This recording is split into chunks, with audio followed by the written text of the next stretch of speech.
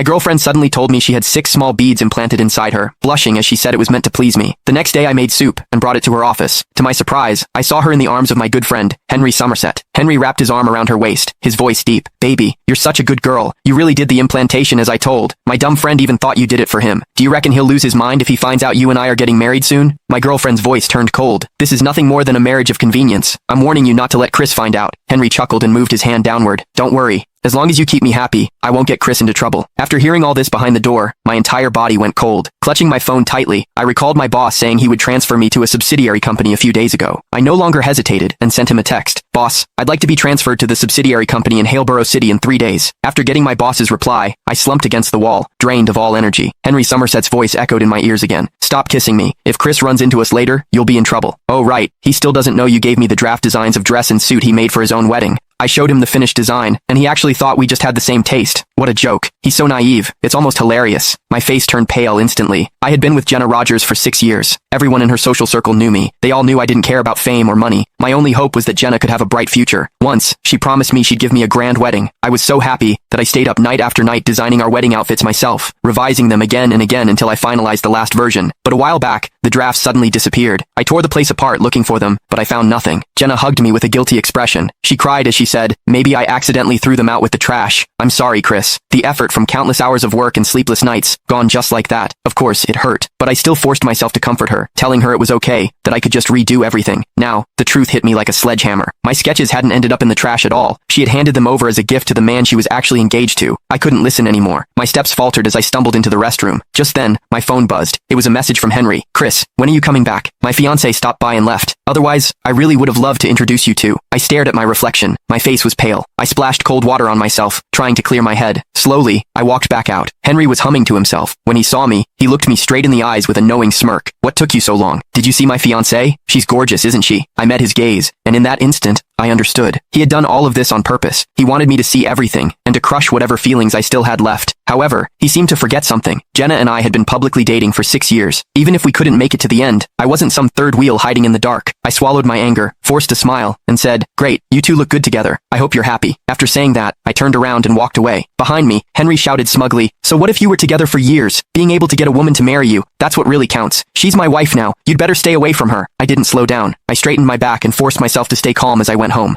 Jenna got there before me. When she saw me come in, she immediately smiled and opened her arms like she always did. "Honey, you're home." I instinctively stepped aside. Her arms froze in midair, surprise flashing across her face. I glanced at the skirt she was wearing. It wasn't the one she had worn when she left that morning. "Looks like you changed your skirt." The confusion in Jenna's